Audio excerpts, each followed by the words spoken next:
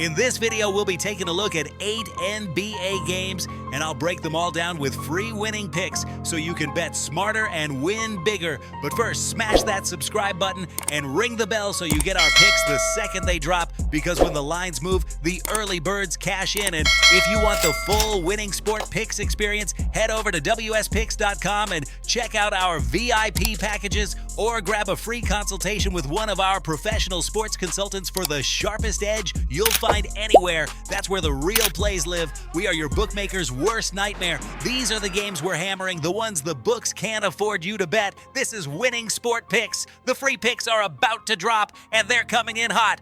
Lakers and Hornets meet in one of those rhythm-based battles where each side's pace becomes the heartbeat of the game. The Lakers typically force a game script built around structure, half-court touches, and long stretches of possession that drain clock and keep opponents second-guessing. Charlotte lives on chaos, on bursts of tempo and stretches where they try to flip momentum by speeding you up. The tug-of-war comes from which team can drag the other into its preferred tempo for longer stretches. The Hornets often show stubbornness at home in protecting the middle of runs, but they can also fall into scoring droughts that give visiting teams room to create separation. The Lakers, when they dictate contact points and control both elbows, tend to prevent spiraling runs and instead hammer opponents with steady pressure. Charlotte's counterpunch usually comes from quick, early clock decisions, but against a team that favors suffocating sequences and long situational presses that can turn into empty possessions, expect long stretches where the Lakers grind the pace down and force Charlotte to beat them possession by possession rather than in flurries.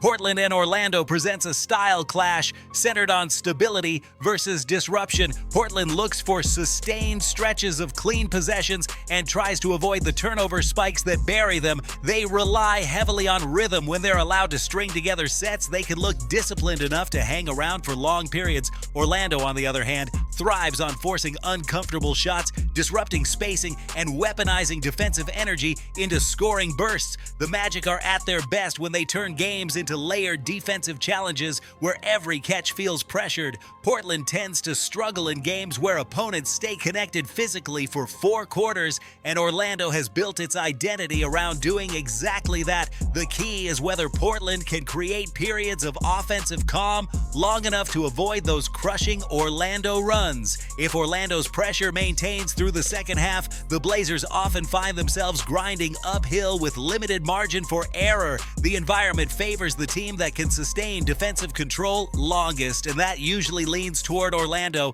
Washington and Detroit brings two teams that frequently end up in games defined by mistakes, swings, and momentum traps. Washington tends to play with unpredictability, long scoring stretches followed by collapses that erase leads quickly. Detroit's environment revolves around discipline and minimizing volatility. When Detroit stays in their structure, they often suffocate opponents through physical sequences and long stretches of grinded-out basketball. Washington, though, thrives on spurts, and in games where the pace spikes, they can suddenly catch fire and make even large numbers look smaller. Detroit prefers to slow everything down, use the clock, and avoid back-and-forth trading. The battle becomes psychological. If Washington can make Detroit abandon their comfort zone and play faster than planned, the game can tighten. But if Detroit absorbs the early randomness and forces Washington into half-court execution for 48 minutes, the Pistons typically build their edge possession by possession and wear down inconsistent opponents. Cleveland and Miami is a stylistic slugfest built around patience, physicality, and the ability to handle long stretches with low scoring. Cleveland prefers suffocating defensive windows that restrict rhythm, while Miami often tries to bend games with spurts of pressure and misdirection. Both teams understand how to force opponents into late clock decisions, and both tend to lean into stretches of tactical discipline rather than chaos. The separating factor is usually which team can create more comfortable looks without rushing. Cleveland tends to perform better in games where they feel in control of spacing and can moderate pace cleanly. Miami relies on resilience, surviving early pressure, adjusting mid-game, and flipping momentum with grit. But when games slow too much, Miami sometimes struggles to sustain efficient possession-to-possession scoring. Cleveland benefits from a game where physicality is consistent from the opening tip through the fourth quarter, and that's often the environment created when these two meet.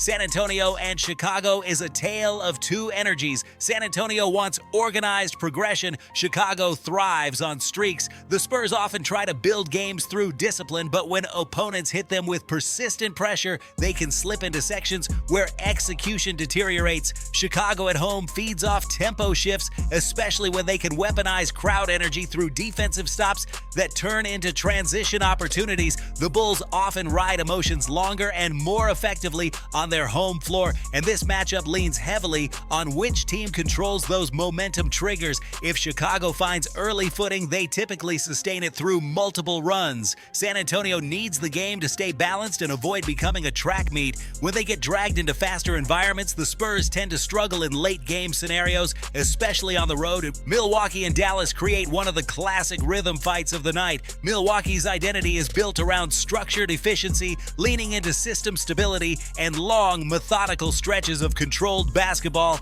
Dallas, meanwhile, thrives when the pace slightly elevates and possessions become more dynamic. The Mavericks love forcing opponents into reactive defense, especially when they can string together quick hit sequences. Milwaukee tends to dictate games when they avoid turnovers and maintain spacing discipline, but when Dallas injects tempo, the Bucks must weather those sudden swings. Each team's best version of itself requires very different game scripts. Milwaukee wants a slow, grinding, half-court heavy matchup. Dallas wants moments of chaos where pace and confidence stack quickly. The question becomes which team asserts its preferred version of the night more consistently. New Orleans and Phoenix is a matchup where both teams often rely on structured offensive sequences, but approach them from different angles. New Orleans thrives when they get downhill flow, turning possessions into layered actions. Phoenix prefers calculated pacing and clean, organized spacing. Both teams can turn games into physical battles in the paint, but Phoenix tends to be more comfortable when the pace drops further. New Orleans usually needs tempo spikes, short bursts of pressure, and open floor opportunities to maintain scoring confidence. The Suns typically excel in preventing those opportunities by shrinking space and forcing opponents to work deep into the clock. When the game becomes a battle of patience, Phoenix usually has the edge. Minnesota and Utah is a game defined by physicality versus resilience. Minnesota imposes defensive pressure and works to limit rhythm early, forcing opponents into tough second-chance decisions. Utah likes to absorb early energy, then counter by pushing pace in unexpected stretches. When Minnesota controls the interior and keeps Utah from generating comfortable movement, they tend to pull away steadily. But Utah's ability to hang around in games where opponents expect early separation makes them dangerous in volatility spots. Minnesota's structure generally holds better over 4 quarters, especially when they avoid sloppy possessions, but Utah can spark sudden runs if the game opens up.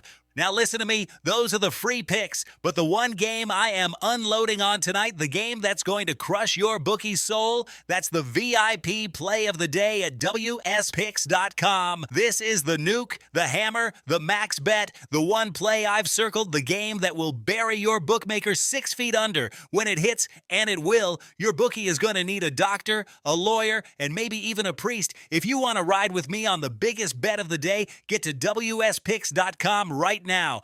Recap of the picks: Lakers -7 under 230.5, Orlando -2 over 235.5, Detroit -12 over 233.5, Cleveland -7 under 247.5, Chicago +4 under 234.5, Milwaukee -2 over 231, Phoenix -7.5 under 229.5, Minnesota -7 under 243.5.